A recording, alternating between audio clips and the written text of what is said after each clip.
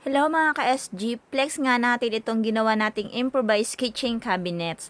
Ito yung pantry cabinet. Napapansin nyo, double wall po siya. At ito yung hanging pan organizer. Ayan, isasabit nyo lang yung mga kawali dyan. At dito nga sa ilalim ng ating lutuan, meron tayo ditong shelves din at meron ding drawer.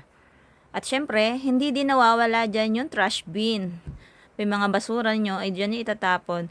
Syempre, ito nga pala, meron tayong bagong ginawa dito sa ating corner area. Meron tayong secret drawer. Lagayan ng mga kung ano-ano. Ayan, mga anik-anik. 2 drawers po yung nilagay dyan. Oh.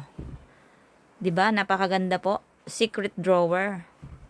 At dito nga naman ay lagayan ng mga kutsara, tinidor. At dito sa pangalawang drawer ay meron din tayo yung organizer ng mga baso. At dito sa baba ay lagay ng mga pinggan. So dito rin sa under sink natin ay meron din nga lagayan ng mga sabon. At meron din nga lagayan pala ng mga tissue or kung ano-ano. Ayan. May drawer din po yung baba ng ating sink. At sa taas ay ginawa na nga nating push bottom itong pinto niya. Dahil maliit.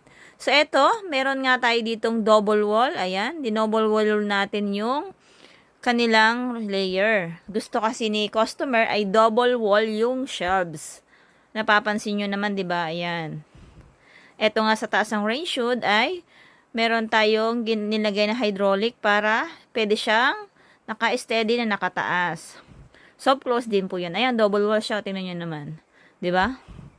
Napakaganda po nito. O, ayan ang ating finished product. Mousse gray and black frame. Ayan, ang napakaganda ng combination ng kulay na ito. Ito yung view niya sa picture, and then ito yung view niya pag naka-side. So, ito nga pala yung ginamit nating tiles. Napaka mahal din ang presyo nito. Talaga namang hindi biro ang magpagawa ng improvised kitchen cabinet. Kaya, mag-ready kayo ng 6 digits. Ayan.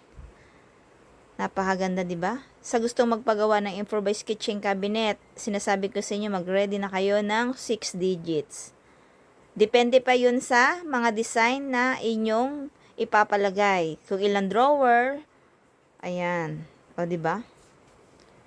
Napakaganda ng kinalabasan. Elegant na elegant ang ganitong kulay. Thank you for watching.